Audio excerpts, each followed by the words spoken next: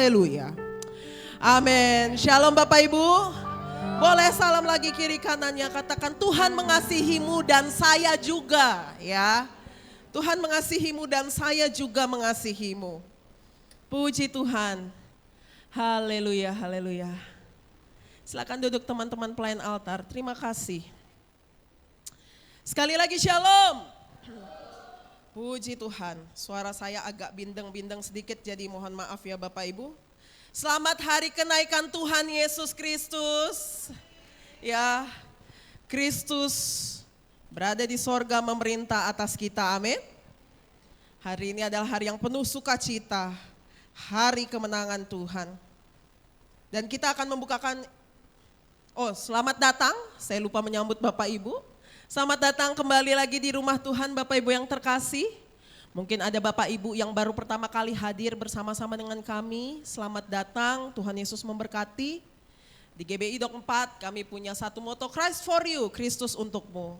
Di sini di gereja ini kami hanya memberitakan Kristus yang menguatkan hati kita, yang membebaskan kita, yang menyelamatkan kita. Satu-satunya juru selamat yang layak dipuji dan disembah, amin. Jadi Bapak Ibu selamat datang, dan untuk jemaat Dok 4 yang terus setia beribadah juga selamat datang. Kiranya damai sejahtera Allah yang melampaui segala akal terus memelihara pikiran dan hati kita. Kita buka kebenaran firman Tuhan yang mencatat peristiwa hari ini, peristiwa kenaikan Tuhan Yesus ke surga yang terambil dari Lukas 24 dan Kisah Para Rasul 1. Lukas 24 ayat 44 sampai 53 dan Kisah Para Rasul 1 ayat 6 sampai 11. Kita membaca dua ayat karena dua ayat ini maksudnya dua kitab. Sumbernya dari dua kitab karena penulisnya sama, dan saya yakin kedua pembacaan ini bisa saling melengkapi. Bapak Ibu siap mendengarkan firman Tuhan? Nanti kita memuji dan menyembah Tuhan lagi, kita pulang membawa sukacita sorga. Sebagaimana nanti Bapak Ibu membaca bahwa murid-murid juga setelah Tuhan Yesus naik ke surga, mereka pulang dengan penuh sukacita. Ya, dan sukacita itu menjadi bagian Bapak Ibu pada pagi hari ini. Ya, mari kita buka dengan kasih Kristus. Saya juga undang kita semua bangkit berdiri, kita membaca bersama-sama, jangan saling mendahului dengan pikiran dan fokus yang penuh. Lukas 24 ayat 44 sampai dengan 53. Lalu kita langsung ke Kisah Para Rasul 1 ayat 6 sampai ayatnya yang ke-11. Apabila Bapak Ibu sudah baca, sudah dapat, katakan amin. Puji Tuhan. Kita baca bersama-sama mulai ayat 44, Bapak Ibu yang terkasih. Inilah Injil Kristus menurut Lukas. 1, 2, 3. Ia berkata kepada mereka, inilah perkataanku yang telah kukatakan kepadamu ketika aku masih bersama-sama dengan kamu. Yakni bahwa harus digenapi semua yang ada tertulis tentang aku dalam kitab Taurat Musa dan kitab Nabi-Nabi dan kitab Mazmur. Lalu ia membuka pikiran mereka sehingga mereka mengerti kitab suci.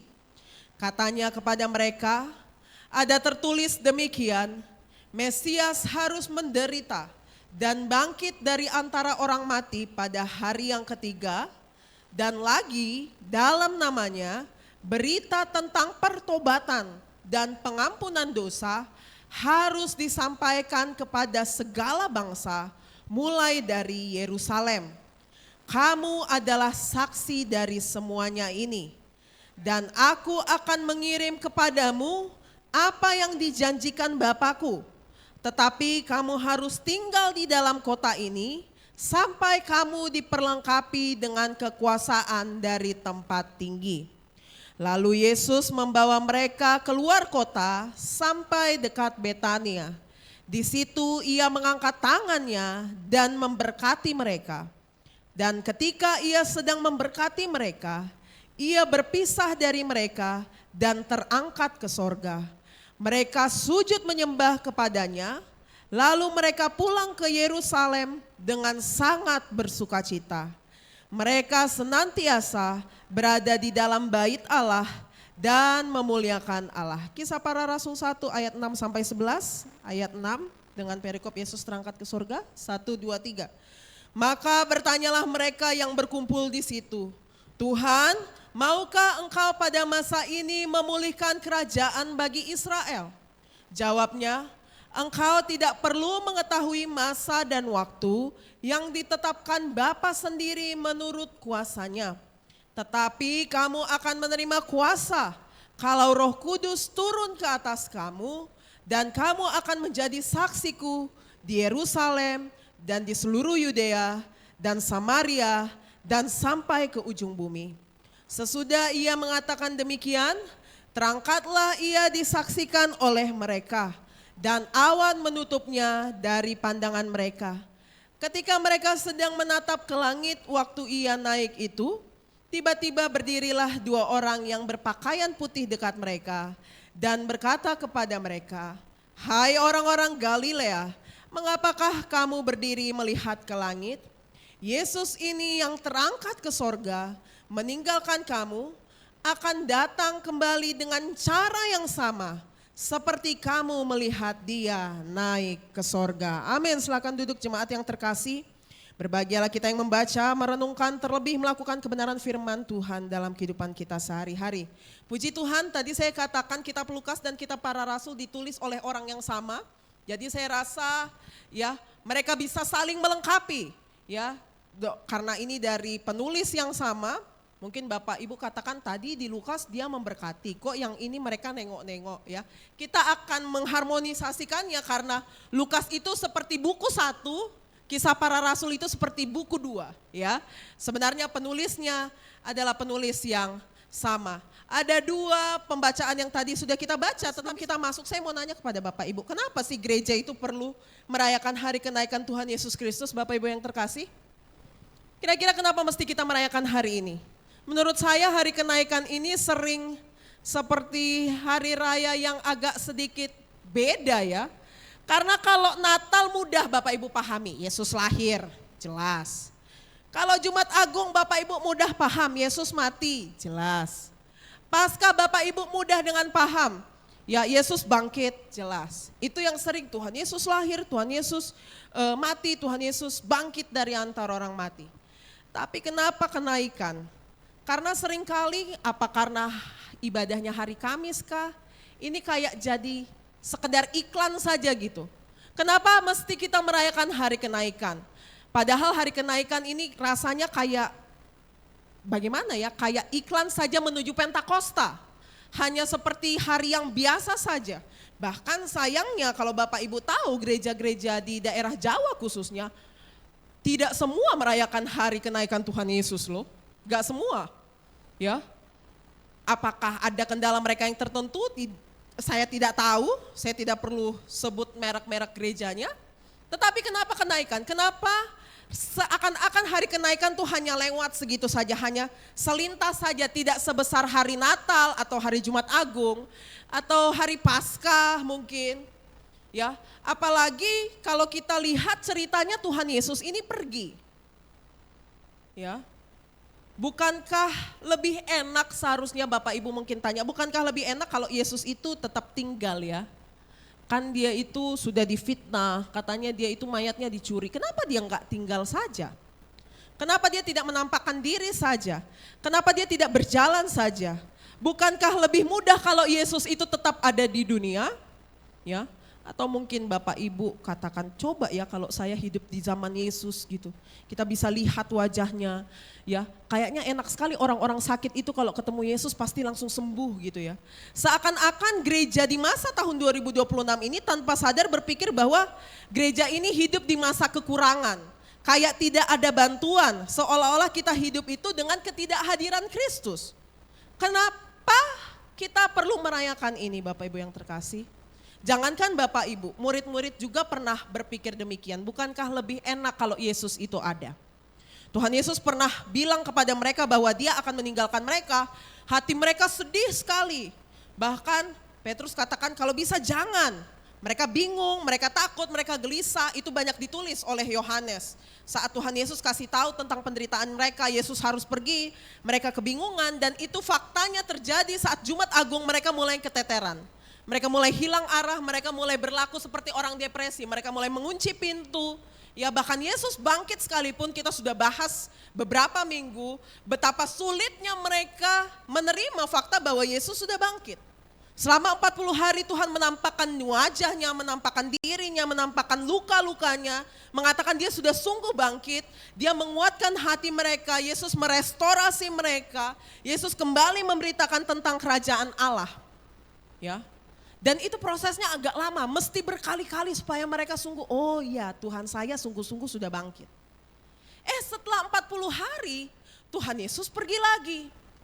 Mereka kehilangan 2-3 hari aja mereka sudah kehilangan arah, seakan-akan depresi. Ini Tuhan mau pergi lagi. Masalahnya Tuhan perginya bukan hanya 1-2 hari, tapi sampai mereka, sisa hidup mereka tidak bertemu lagi dengan Yesus secara fisik. Mereka hanya bisa bertemu Yesus setelah mereka mengalami kematian. Kalau gitu kenapa gereja perlu merayakan kenaikan Tuhan Yesus Kristus? Ya. Tetapi berbeda dengan apa yang sudah mereka alami saat Yesus pergi, Yesus mati, Yesus turun dalam kerajaan maut.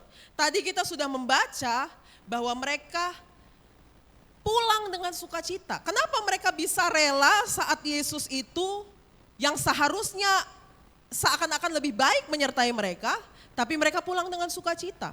Saya yakin Bapak Ibu di sini, saya umpamakan gini saja ya.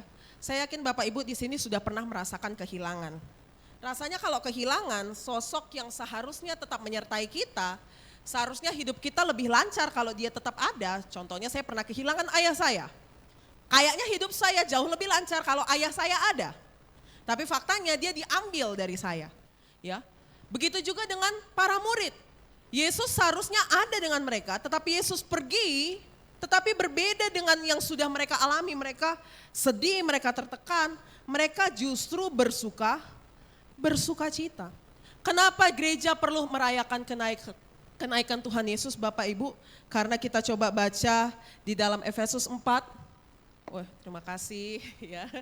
Efesus 4 ayat 10 ya. Efesus ya. Tunggu, kembali aja ke PowerPoint. Kembali aja ke PowerPoint. Jadi kenapa Bapak Ibu yang terkasih, kenapa kita harus merayakan kenaikan Tuhan Yesus? Karena Bapak Ibu yang terkasih, kenaikan Tuhan Yesus ke sorga, perhatikan saya, kenaikan Kristus ke sorga bukan jadi akhir kehadirannya. Ya, justru kenaikan Tuhan Yesus ke surga membuka cara baru, membuka jalan baru, dia hadir secara penuh, secara berkuasa untuk kita. Sebagaimana yang tertulis di dalam Efesus 4 ayat 10, kita baca 1, 2, 3. Ia yang telah turun, ia juga yang telah naik jauh lebih tinggi daripada semua langit untuk apa? Untuk memenuhkan segala sesuatu. Apabila dia tetap berada di dunia ini, ya, dia tidak bisa memenuhi itu, dia harus naik. Dia tidak lagi menahan-nahan atau membatasi keilahiannya. Karena seperti bagaimana kita tahu Bapak Ibu yang terkasih, Allah menjadi manusia selama ini dia membatasi keilahiannya. Ya. Tetapi saat dia bangkit, dia mulai exercise, dia mulai menampakkan keilahiannya. Tiba-tiba dia nongol di sini, tiba-tiba dia hilang, tiba-tiba dia menunjukkan tubuhnya di ruangan yang terkunci. Ya, makanya saya sudah katakan di beberapa minggu lalu, kenapa kubur Yesus harus terbuka? Bukan supaya Yesus bisa keluar, karena Yesus bisa masuk ke dalam pintu yang terkunci sekalipun, tetapi supaya orang yang dari luar bisa melihat ke dalam bahwa Yesus sungguh-sungguh sudah bangkit. Dan bukan hanya itu saja, dia naik untuk memenuhkan segala sesuatu. Jadi justru kepergiannya dia Bapak Ibu, kepergian Tuhan Yesus naik ke surga, bukan menjadi kehilangan gereja, tetapi dia naik untuk memenuhkan segala sesuatu. Ya. Kisah para rasul tadi kita sudah sempat baca.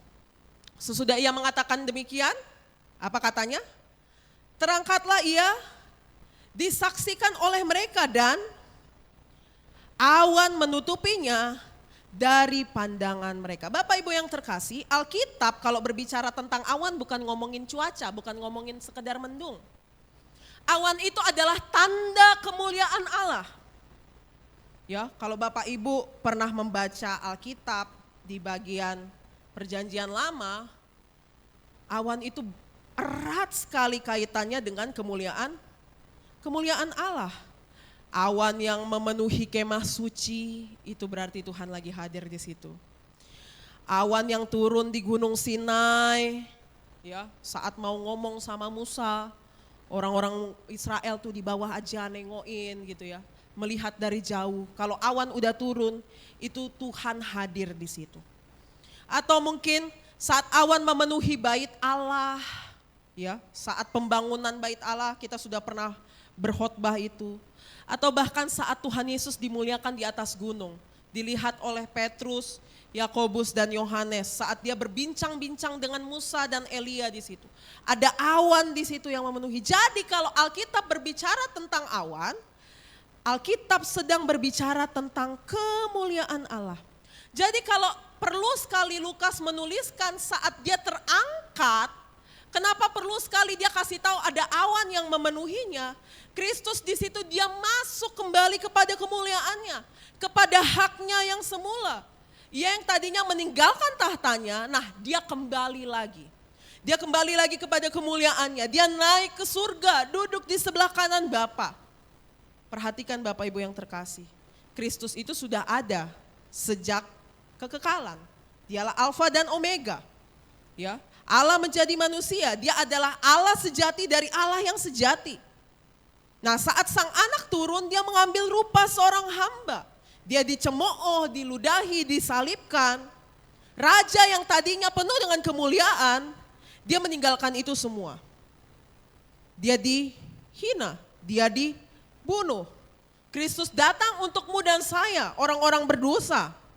Tapi setelah karya itu selesai, dia ambil lagi kemuliaannya. Dia naik lagi ke surga. Apa artinya? Pengorbanannya diterima oleh Bapa. Pengorbanannya diterima oleh Bapa. Dia sudah taat sampai mati mengerjakan kehendak Bapa dengan sempurna. Karya penebusannya sudah selesai. Kehinaannya sudah berakhir. Sang anak kembali lagi naik kepada kemuliaannya. Oleh karena itu perlu sekali dibahas tentang awan di situ. Artinya sekarang Yesus itu memerintah. Kenapa jadi saya mau katakan lagi, kenapa gereja perlu merayakan hari kenaikan Tuhan Yesus?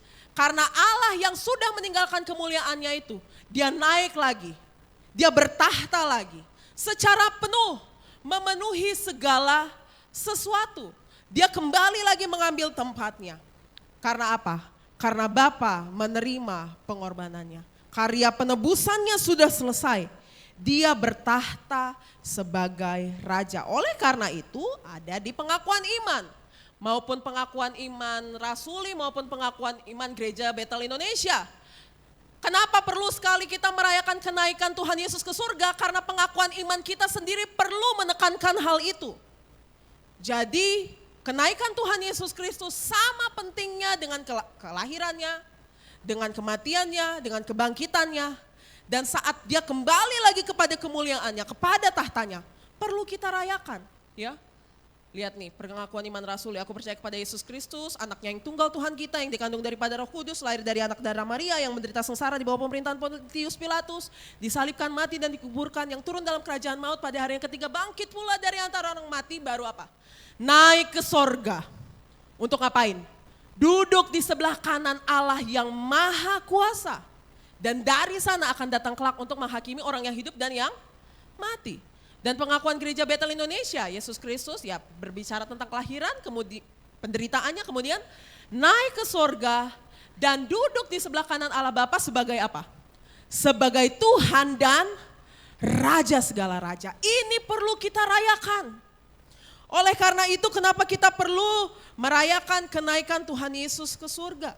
Sudah diaminkan oleh para rasul, oleh Sinode Gereja Bethel Indonesia. Dia naik untuk memenuhi segala sesuatu. Dia naik untuk memerintah. Dia naik untuk menjadi raja atas engkau dan saya. Dan perlu kita rayakan itu. Tapi pertanyaannya kan sekarang gini Bapak Ibu yang terkasih. Kita nggak cuma ngomongin doktrin. Kita ngomongin kehidupan kita sehari-hari. Kalau dia naik, Bapak Ibu mungkin tanya, kalau dia naik untuk memerintah. Kalau gereja Bethel Indonesia mengatakan dia naik duduk di sebelah kanan Allah sebagai Tuhan dan Raja segala raja. Kalau para rasul ngajarin kita, mohon izin orang tua perlu itu anak-anaknya main hujan di atas eh, tangga-tangga, tolong satu orang bapak-bapak, anak siapa itu jangan sampai jatuh, kepleset, ya. Kembali lagi Bapak Ibu ke depan, ya boleh orang tua tolong perhatikan anaknya masing-masing. Lebih bagus anaknya ibadah di dalam, itu hujan deras di luar, ya. Mohon maaf ya agak terinterupsi karena mereka udah main dorong-dorongan tadi di sana. Oke, kembali lagi ke depan. Bapak Ibu tanya, ya, kalau misalnya Yesus sudah sebagai raja saya, kalau dia sudah duduk sebagai Tuhan saya, dan dia naik untuk memenuhkan segala sesuatu, kalau dia duduk untuk memerintah segala sesuatu, kenapa pergumulan saya masih ada? Kan itu pertanyaannya sekarang. Kenapa dunia ini masih rusak? Kenapa kalau dia naik untuk memenuhkan segala sesuatu, supaya dia mengeksersis secara penuh menggunakan natur ilahinya, kenapa enggak sekarang aja dia pulihkan dunia ini? Kenapa enggak sekarang saja dia sembuhkan saya? Kenapa enggak sekarang saja dia menjawab doa-doa saya? Kenapa enggak sekarang aja dia pulihkan segala sesuatu? Kenapa masih ada orang jahat? Nah, kalau Bapak Ibu pertanyaannya begitu, murid-murid pun pernah bertanya juga. Ya, saat mereka katakan apa? Maka bertanyalah mereka yang berkumpul di situ, Tuhan, maukah Engkau pada masa ini memulihkan kerajaan bagi Israel? Ini juga mungkin pertanyaan Bapak Ibu. Tuhan, mau enggak Engkau pulihkan keluargaku sekarang? Tuhan mau enggak Engkau memulihkan duniaku sekarang? Ya, karena pada saat itu juga mereka mengalami pergumulan. Mereka juga ditindas. Mereka juga menjadi warga kelas 2. Mereka tanya, Tuhan maukah Engkau pada masa ini memulihkan kerajaan bagi Israel? Para murid ini sudah kenal Tuhan. Mereka sudah bercengkrama dengan Yesus selama 40 hari. Dan pertanyaan yang pertama keluar dari mulut mereka, mereka juga menanyakan yang mungkin hari-hari ini engkau tanyakan kepada Tuhan. Mau enggak engkau pulihkan sekarang? Kalau engkau naik untuk memenuhkan segala sesuatu, mau enggak engkau pulihkan sekarang? Tetapi permasalahannya apa Bapak Ibu? Para murid masih stuck di konsep yang lama. Mereka punya suatu gambaran, oh kalau Yesus adalah raja, berarti raja secara politis. Berarti harus dibasmi nih orang-orang Roma. Bapak Ibu juga gak jauh beda. Kita seringkali datang kepada Tuhan, Tuhan engkaulah Tuhanku, engkaulah rajaku. Tapi kalau engkau rajaku, kamu harus memenuhkan apa yang aku inginkan. Cara kerjamu harus cara kerjanya sama dengan saya. Kita percaya kepada Tuhan selama rancangannya itu tidak mengganggu saya. Kita percaya kepada Tuhan selama pergumulan kita, ya enggak berat-berat amat lah. Kan dia Tuhan, kan dia naik ke surga untuk memenuhi segala sesuatu. Tapi Bapak Ibu yang terkasih, kerajaan Allah bukan tergantung konsep manusia. Tapi kerajaan Allah berbicara tentang konsepnya Allah. Tentang aturannya Allah, tentang karyanya Allah. Di sini Bapak Ibu yang terkasih saya mau katakan, kenaikan Tuhan Yesus ke surga dengan frontal justru menunjukkan siapa yang sesungguhnya memerintah. Karena kalau kita punya konsep Tuhan harusnya kerjanya A, B, C, D, E, berarti yang rajanya itu bukan dia, kita rajanya. Kita yang ngatur dia. Tetapi kerajaan Allah berbicara hanya Kristuslah yang memerintah. Cara kerja Kristuslah kita tunduk. Apa yang dia atur itu baik buat kita. Amin. Jadi kalau kita berbicara tentang kenaikan Tuhan Yesus ke sorga, bukan hanya sekedar Yesus tadinya tubuhnya ada di bumi, sekarang tubuhnya ada di sorga. Bukan hanya sekedar itu, tetapi kita berbicara bahwa satu-satunya raja yang berdaulat atas seluruh aspek kehidupan kita hanyalah Yesus Kristus Tuhan. Kita yang diatur Tuhan, bukan kita yang atur Tuhan. Ya, di tengah pergumulan kita, di tengah tantangan permasalahan keluarga kita. Bukan Tuhan, bukan kita yang atur Tuhan, tetapi Tuhan yang mengatur kita. Tuhan justru saat dia naik ke sorga, dia mau mengatakan saya rajanya bukan kamu. Kita selama ini orang-orang yang berdosa punya raja di dalam hati kita masing-masing. Kita menyembah diri kita masing-masing. Bahkan mungkin saat ini oleh karena itu bertobat. Hanya satu raja yang layak disembah dan layak dipuji. Pertanyaannya, seperti apa sesungguhnya kerajaan Kristus itu berarti? Kalau kita yang diatur oleh Tuhan, bukan kita yang mengatur Tuhan. Kalau Tuhan yang mengatur kita, bukan kita yang mengatur Tuhan. Seperti apa kerajaan Kristus sesungguhnya itu? Yang pertama, saya mau katakan, Tuhan Yesus perlu membukakan pikiran dan pikiran dan hati Bapak Ibu semua. Ya, katakan, saya perlu diubahkan pikiran saya. Ya, saya perlu tunduk kepada satu-satunya raja. Ya. Di situ Kristus mulai membuka pikiran mereka dengan kebenaran. Kerajaan Allah hadir, Bapak Ibu yang terkasih, saya mau katakan kerajaan Allah hadir melalui pemberitaan firman yang benar. Ya. Lukas berkata begini, tadi sudah kita baca. Kita baca 1, 2, 3. Ia berkata kepada mereka, inilah perkataanku yang telah kukatakan kepadamu ketika aku masih bersama-sama dengan kamu.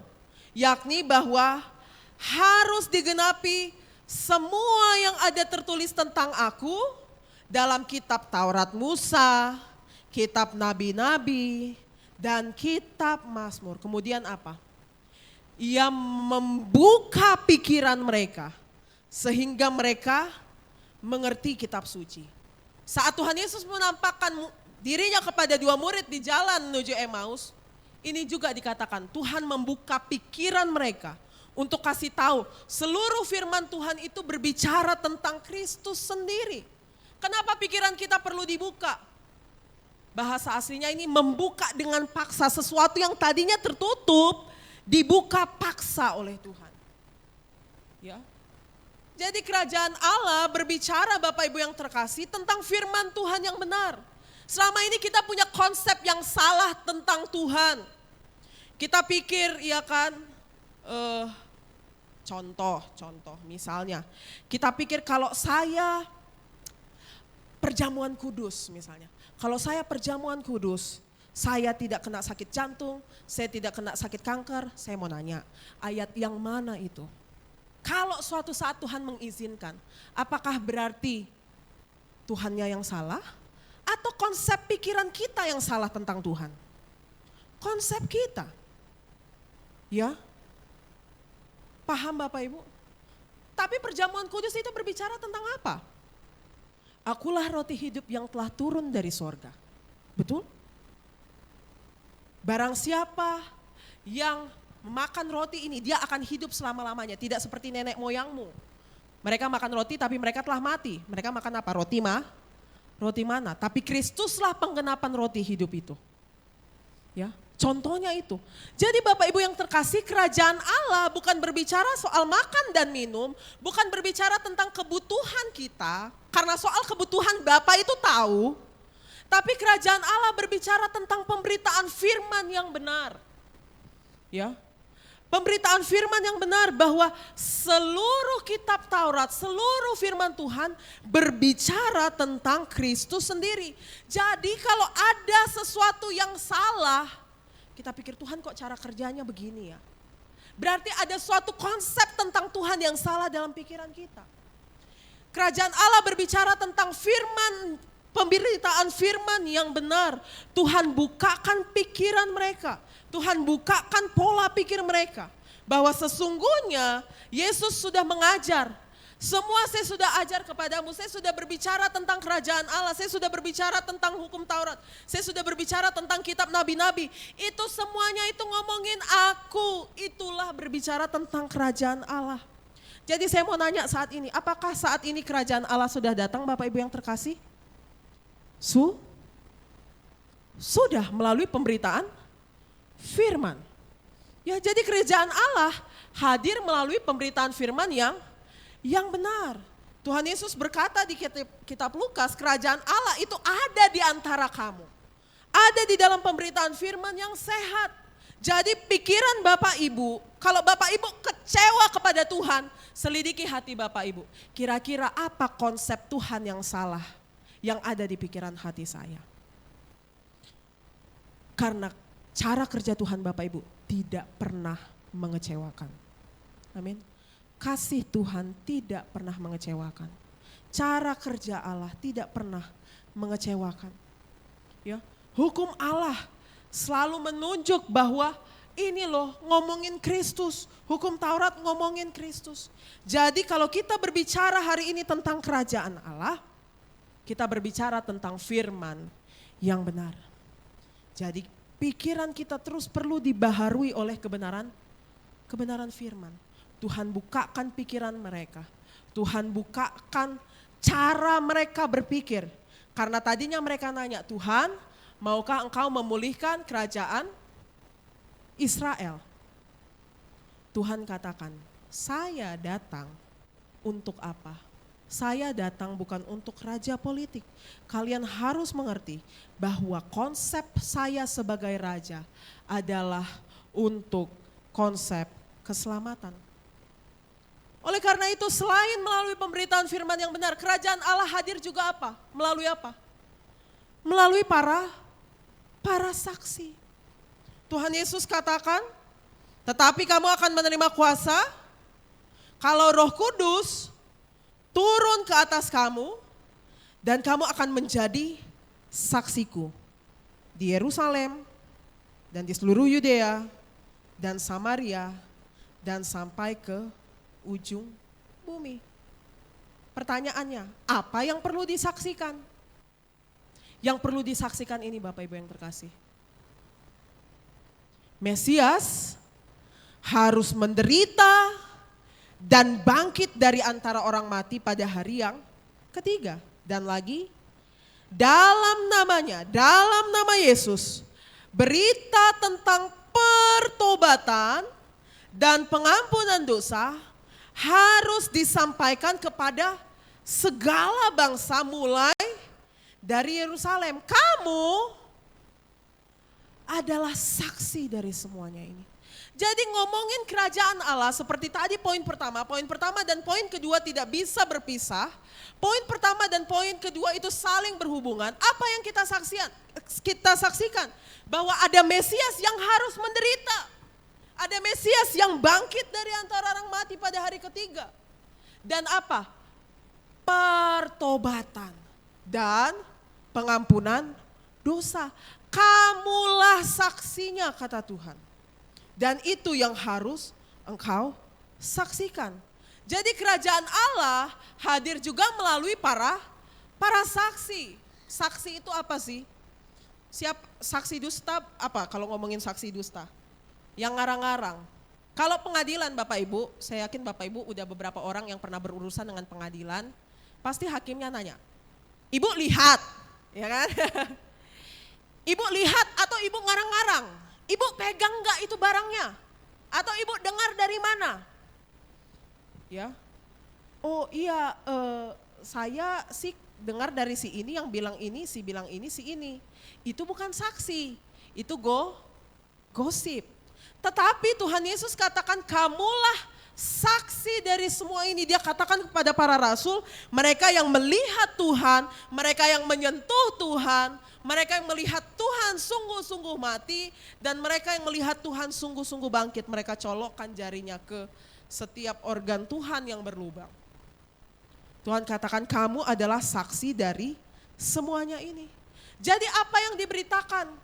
Dari poin 1 ngomongin pemberitaan firman yang benar, berarti ngomongin kita harus bersaksi ini. Bersaksi ada Kristus yang mati, ada Kristus yang bangkit, dan ada Kristus yang menyelamatkan.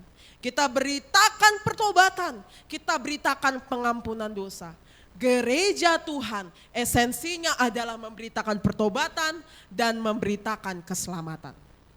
Di luar daripada itu, patut dipertanyakan karena kerajaan Allah berbicara tentang pemulihan, tentang keselamatan. Amin Bapak Ibu yang terkasih. Jadi Bapak Ibu, mereka pikirannya terbuka, sudah dibukakan oleh Tuhan. Oh firman Tuhan itu berbicara tentang Kristus. Firman Tuhan itu bukan berbicara tentang pesternya, bukan tentang pendetanya, tetapi berbicara tentang Kristus sendiri. Mereka sudah dibukakan pikiran mereka, mereka sudah diubahkan hati mereka. Dan Tuhan katakan, kamu saksinya. Saksinya dimulai dari mana kata Tuhan? Mulai dari Yerusalem. Bapak Ibu sering katakan Yerusalem itu mulai dari yang terdekat dengan kita, itu tidak salah. Tapi coba kita bedah lebih dalam. Yerusalem itu adalah tempat Yesus sendiri dibunuh. Tapi Yesus katakan, kamu harus mulai bersaksi dari di mana saya dibunuh. Yerusalem adalah tempat Petrus gagal. Tapi Tuhan katakan, mulai dari situ kamu saksikan. Saya mau tanya Bapak Ibu, luka Bapak Ibu paling banyak terjadi di mana? Di keluarga kah? Berarti dari situlah mulai kamu bersaksi. Segala pergumulan kita, luka kita, mungkin kita disakiti oleh suami kita, oleh anak kita, oleh orang yang seharusnya mengasihi kita. Tuhan katakan, kamu bersaksi dari situ. Tuhan Yesus katakan, kamu mulai dari Galilea deh, kamu kan orang Galilea, kamu bersaksi dari Galilea aja. Atau langsung lompat ke Samaria. Tuhan Yesus katakan, kamu akan bersaksi untuk seluruh bangsa, mulai dari Yerusalem. Di tempat kamu gagal, di tempat kamu bergumul, di tempat kamu merasakan pergumulan yang berat, di tempat kamu merasakan kesedihan, di tempat kamu merasakan kegagalan. Di situ Tuhan akan memberikan kuasa untuk kau dimampukan bersaksi bagi keluargamu, bagi keluarga yang menyakitimu, atau mungkin sahabatmu, siapapun hari-hari ini. Atau di mana kegagalanmu, kamu gagal di dalam keluarga atau apapun. Di situ Tuhan mulai pemulihan. Ya, tidak ada yang terlalu rusak dan tidak ada yang terlalu gagal yang tidak dapat dipakai Tuhan untuk Tuhan memulai kerajaannya, untuk memulihkan keluargamu, memulihkan kehidupanmu, memulihkan segala hal yang mungkin hari-hari ini sedang rusak. Oleh karena itu pikiranmu, hatimu Bapak Ibu terus perlu diubahkan oleh Tuhan supaya apa? Tertuju kepada Kristus terus. Itu makanya doa saya, biarlah pikiran dan telinga Bapak Ibu tuh fokusnya hanya kepada Kristus. Karena Tuhan saat memulihkan pikiran mereka, membukakan pikiran mereka, yang Tuhan masukkan di situ adalah dirinya sendiri. Ya, bukan uang, bukan kesuksesan, tapi Kristus sendiri. Makanya biarlah pikiran Kristus memenuhi pikiran kita. Damai sejahtera yang terdapat di dalam Kristus memenuhi pikiran dan hati kita. Oleh karena itu kembali lagi, pikiran dan hati kita perlu penuh dengan Kristus. Tuhan katakan, kamulah saksi dari semuanya ini. Dan kemudian apa yang ketiga, kerajaannya hadir juga melalui karya Roh Kudus. Nah ini, dan aku akan mengirim kepadamu apa yang dijanjikan Bapakku, tetapi kamu harus tinggal di dalam kota ini sampai kamu diperlengkapi dengan kekuasaan dari tempat maha tinggi. Tempat tinggi. Bapak Ibu yang terkasih, Tuhan menyuruh kita, mengutus kita bukan tanpa kuasa, bukan tanpa bekal ya. Sebelum ada pengutusan ada janji Tuhan. Sebelum ada tugas ada pemberian. Tuhan lebih dahulu memberi sebelum engkau dimampukan untuk memberi. Tuhan kasih, kamu jangan tinggalkan Yerusalem dulu, kamu tunggu janji Bapa. Kamu akan dibaptis dalam Roh Kudus. Ya, kamu akan menerima Roh Kudus. Ini, kerajaannya hadir melalui karya Roh Kudus. Jadi kembali saya katakan Bapak Ibu yang terkasih, saat dia naik ke surga, gereja bukan kehilangan, justru gereja semakin penuh. Karena apa? Ada Roh Kudus dicurahkan. Kita semakin penuh. Kita semakin diperlengkapi, pikiran dan hati kita dipenuhi dengan pikiran dan kuasa Kristus. Roh Kudus bukanlah pribadi yang narsis, saya udah katakan. Roh Kudus selalu berbicara tentang Kristus. Roh Kudus selalu mengarahkan kita kepada Kristus. Oleh karena itu biarlah pikiran dan hati kita dipenuhi oleh Kristus. Melalui karya siapa? Melalui karya Roh Kudus. Inilah kebaikan hati Tuhan. Sehingga Bapak Ibu yang terkasih, kembali lagi, salah satu penulis favorit saya ya, buku-bukunya yang saya baca, dia katakan begini, kita baca sama-sama, 1, 2, 3.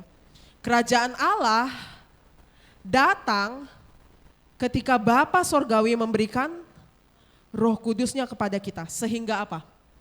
Sehingga oleh anugerahnya kita dapat percaya pada firman-Nya yang kudus. Kita dapat menghidupi kehidupan yang saleh.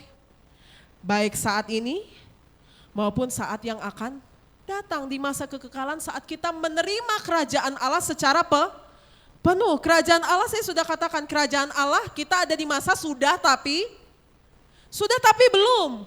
Sudah, kerajaan Allah itu sudah ada di antara kita, tetapi belum sepenuhnya. Karena sepenuhnya nanti saat Kristus menjemput kita.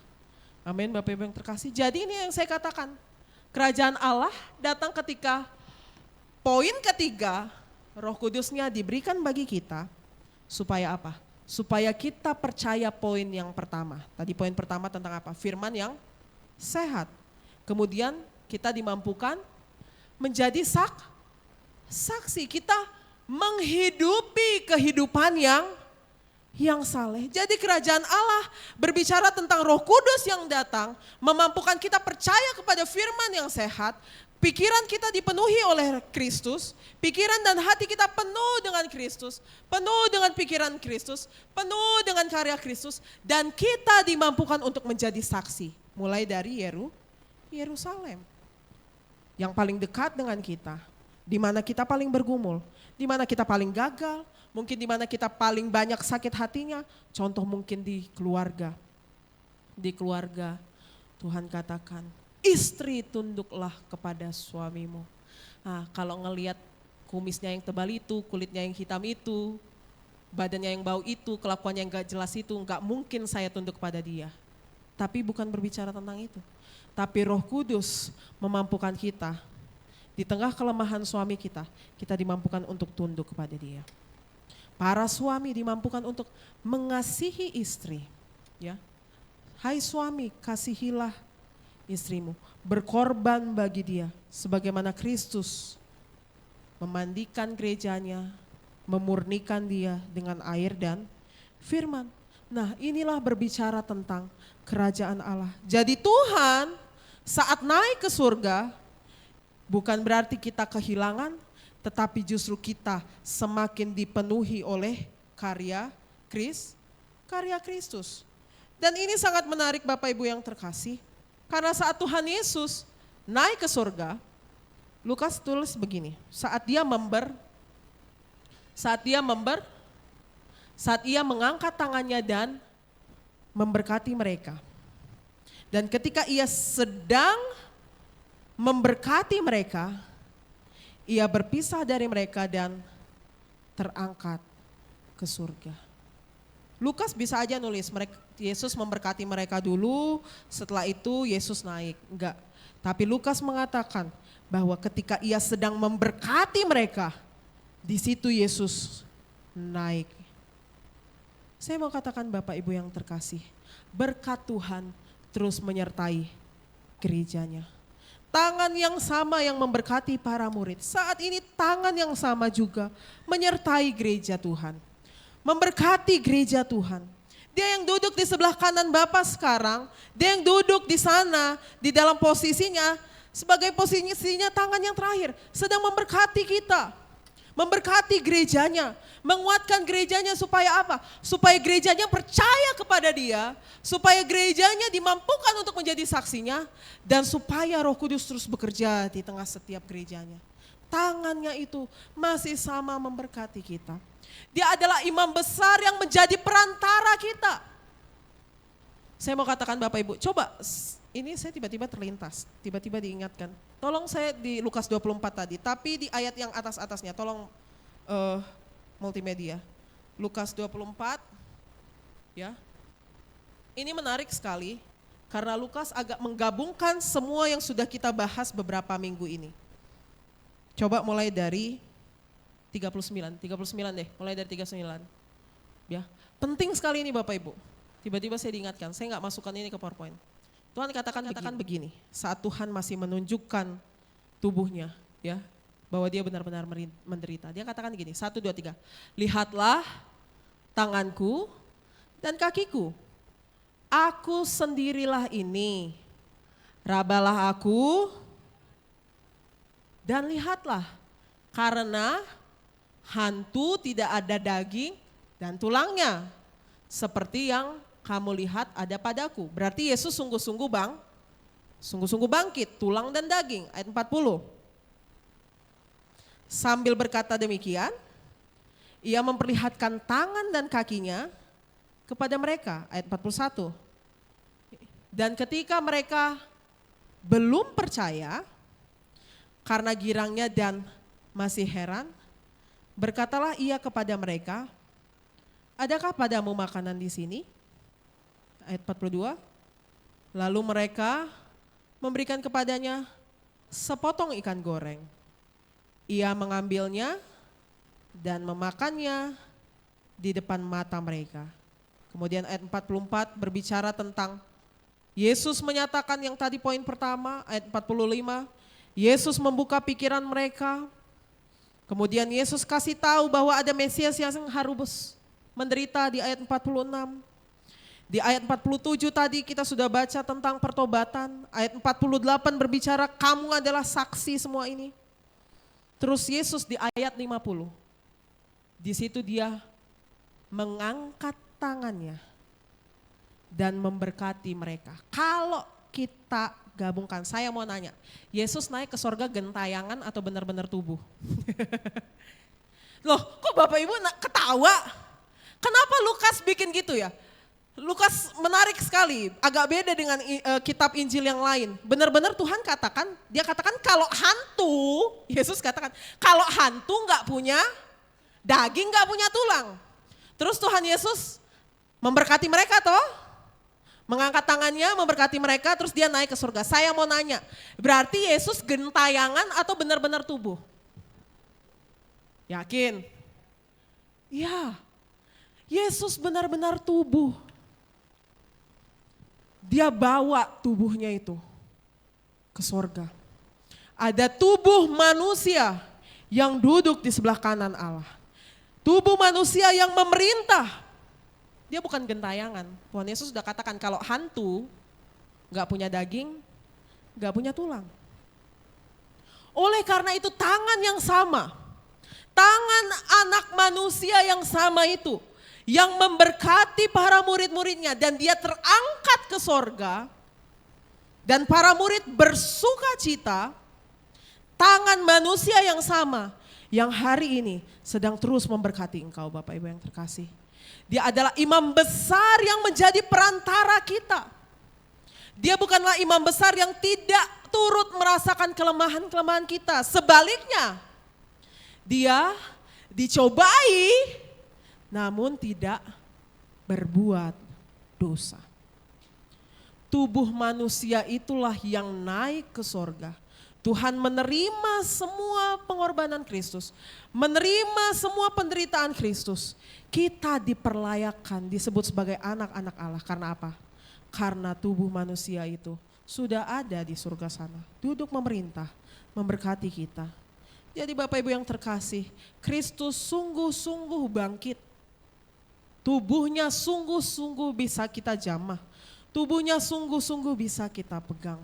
Dan tangan yang sama terus memberkati gerejanya sampai saat ini. Oleh karena itu Bapak Ibu yang terkasih, tolong kembali ke PowerPoint. Pergumulan kita boleh ada. Mungkin kehidupan kita belum dipulihkan sepenuhnya, artinya pergumulan kita masih ada, sakit penyakit kita masih ada. Versi kerajaan Israel dari para murid mungkin belum dipulihkan. Tapi apa? Berkat Tuhan menyertai gerejanya. Bahwa Tuhan terus menyertai kita dengan kasih-Nya Bapak Ibu. Dan itu akan melahirkan sukacita, poin kelima. Sukacita yang didasarkan pada janji Allah.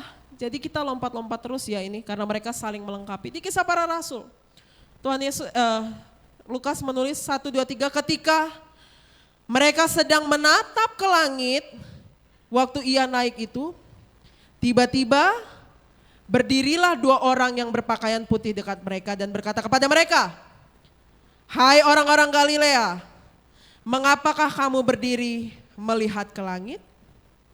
Yesus ini yang terangkat ke sorga meninggalkan kamu akan datang kembali dengan cara yang sama seperti kamu melihat dia naik ke sorga. Tadi kita sudah para murid sudah nanya, mau nggak kamu di masa sekarang memulihkan kerajaan Israel? Bapak Ibu juga mungkin tanya kepada Tuhan, Tuhan maukah engkau memulihkan kehidupanku sekarang? Mungkin memang benar pergumulan kita masih ada.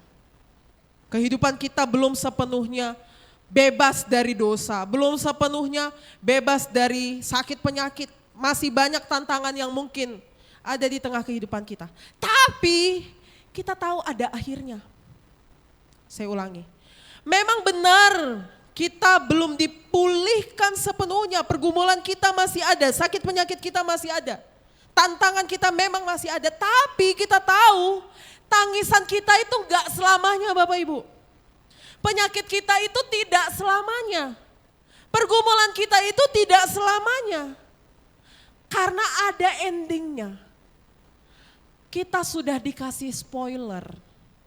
Kita sudah dikasih endingnya gimana. Nanti Tuhan akan datang kembali dengan cara yang sama seperti kamu melihat dia naik ke sorga. Tadi kita sudah berbicara tentang awan. Awan itu berbicara tentang kemuliaan Allah. Saya mau katakan Bapak Ibu, pergumulan kita tidak selamanya. Kesedihan kita tidak selamanya. Penyakit kita tidak selamanya. Tangisan kita tidak selamanya. Ada endingnya.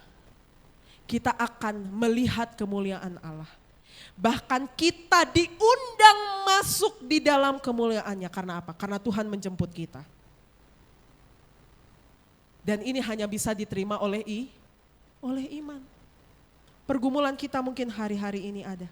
Tapi kita tahu itu tidak selamanya. Bahkan kemuliaan Tuhan akan dinyatakan. Malaikat katakan, kamu jangan fokus ke atas. Nanti Tuhan akan jemput kalian lagi. Tuhan akan datang lagi untuk menjemput engkau. Tuhan ke sana untuk menyediakan tempat bagi kita. Tuhan di sana untuk memberkati kita. Tuhan di sana untuk menopang kita. Tuhan di sana untuk mendengarkan doa-doa kita. Tuhan di sana untuk menjadi imam bagi kita. Tuhan di sana untuk menyatakan semua kelemahan kita. Dan Bapa berkenan kepada kita. Karena siapa? Karena ada Kristus yang di sorga. Yang memerintah atas kita.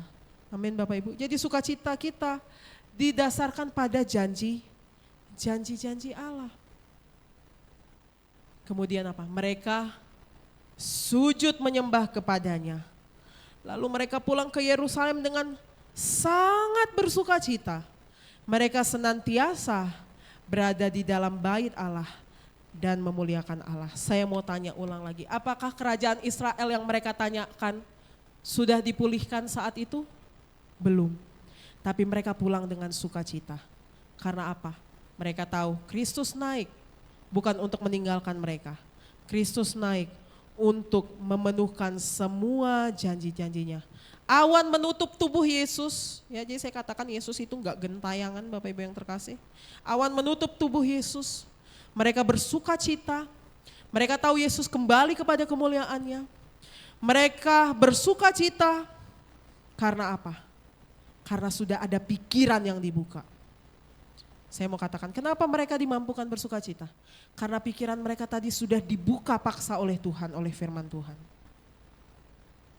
Engkau hari-hari ini sedih, yang membuat engkau sukacita, yang menghiburmu, hanyalah firman Tuhan dan Roh Kudus, yang mengubahkan terus pikiranmu. Tantangan boleh ada, tapi kita dimampukan mengucap syukur. Saya sudah bertemu dengan banyak jemaat di antara kita ini. Pergumulannya luar biasa banyak sekali, tapi apa?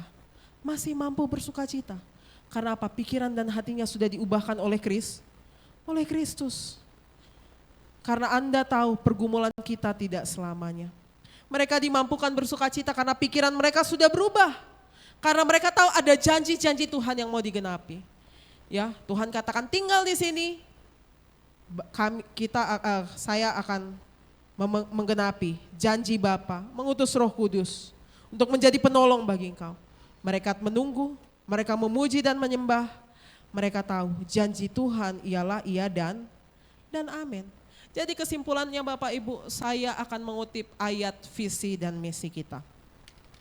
Ya, kita baca 1, 2, 3, Yesus mendekati mereka dan berkata, "Kepadaku telah diberikan segala kuasa di sorga dan di bumi." Berarti apa?